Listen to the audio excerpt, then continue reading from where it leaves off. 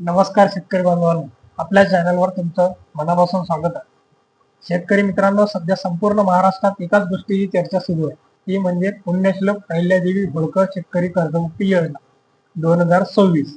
2 जून रोजी जेव्हा या योजनेचा पहिला GR आला तेव्हा त्यात काही जाचकटी होत्या, त्यामुळे आपले लाखो शेतकरी बांधव चिंतित पडले होते.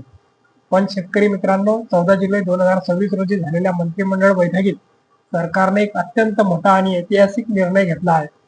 आणि त्यानुसार काल म्हणजे 15 जुलै 2026 रोजी शासनाने अधिकृत पूरक पत्र नवीन GR जारी करून जुने ज्याच्यासाठी नियम बदलले आहेत. बऱ्याचदा काय होतं, GR ची सरकारी आणि क्लिष्ट भाषा आपल्याला लवकर समजत नाही, त्यामुळे आपण बँकेचे महाई सेवा केंद्राचे हेलपाटे मारतो.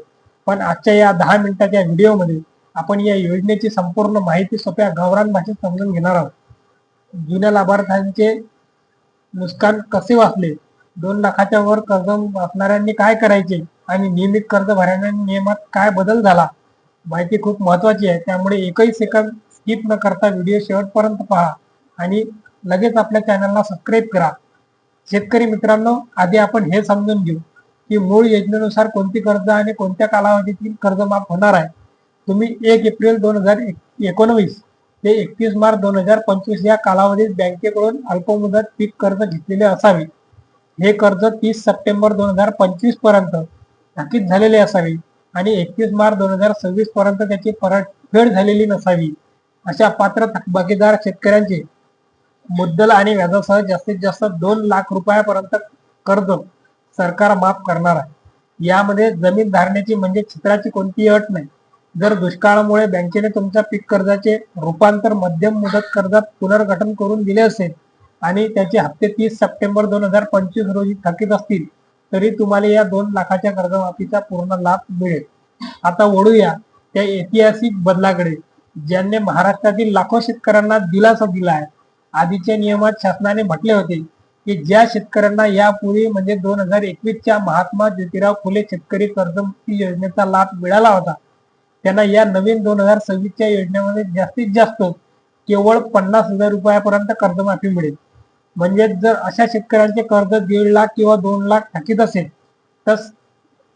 तरी सरकार फक्त 50,000 माफ करणार होते आणि उरलेली रक्कम शेतकऱ्याला खिशातून भरावी लागणार होती. पण 14 जुलैला मंत्रिमंडळ बैठकीतील निर्णयानुसार 15 जुलै रोजी नवीन पूरक पत्र काढून नियम पूर्णपणे बदलण्यात आला आहे. आता नवीन नियमानुसार तुम्हाला 2019 मध्ये कर्जमाफी मिळाली असली तरी या नवीन योजनेत तुम्हाला पूर्ण 2 लाख रुपयापर्यंत कर्जमुक्तीचा लाभ दिला जाईल.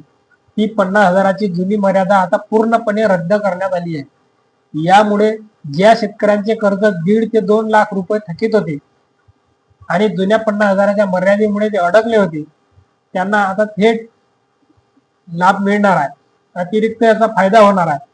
आता अनेकांना प्रश्न असतो की आमचे कर्ज 2 लाखापेक्षा जास्त आहे, मग आम्हाला लाभ मिळणार की नाही. तर नक्कीच मिळणार. त्यासाठी OTS म्हणजे एक वेळ तडजोड योजना आहे. समजा तुमचे एकूण थकीत कर्ज 2,50,000 रुपये आहे, त्यामध्ये 2 लाखाच्या वरतीची जी रक्कम आहे म्हणजे 50,000 रुपये, ती आधी तुम्हाला स्वतः बँकेत भरावी लागेल. तुम्ही हे वरची 50,000ची रक्कम बँकेत भरल्याचा पुरावा दिला की उर्वरित 2 लाख रुपये सरकार तुमच्या कर्ज खात्यात जमा करून तुमचे खाते नियम शून्य करेल.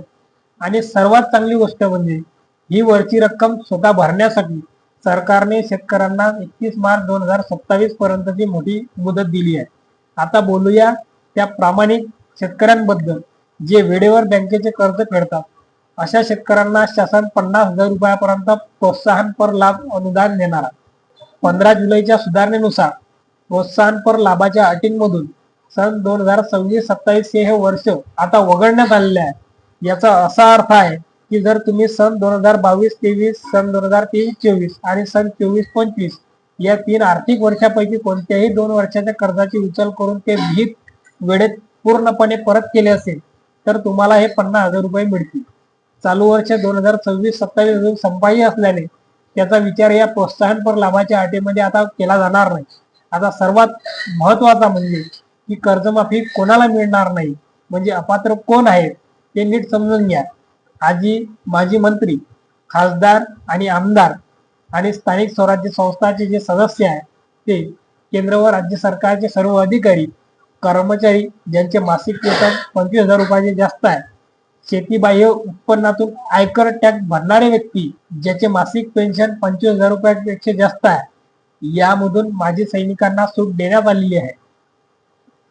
साखर कारखाने, सूतगिरण्या, नागरिक बँकेचे संचालक आणि 25,000 पेक्षा जास्त पगार असलेले कर्मचारी. ही कर्जमाफी ऑनलाईन पद्धतीने राबवली जाणार आहे. यासाठी 2 गोष्टी सर्वात महत्वाच्या आहेत. तुमचे आधार कार्ड बँक खात्याशी आणि सातबाऱ्याशी लिंक असावे लागेल. आधार प्रमाणीकरण लागेल. ॲग्रेस टॅग तुमची शेतकरी म्हणून नोंदणी असणे अनिवार्य आहे.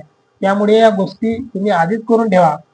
हा व्हिडिओ महाराष्ट्रातील प्रत्येक शेतकरी ग्रुपवर आणि व्हॉट्सअपवर लगेच शेअर करा, जेणेकरून आपल्या कोणत्याही शेतकरी बांधवांची फसवणूक होणार नाही. व्हिडिओ आवडला असेल तर नक्की लाईक करा आणि अशाच अचूक माहितीसाठी चॅनलला सबस्क्राईब करा.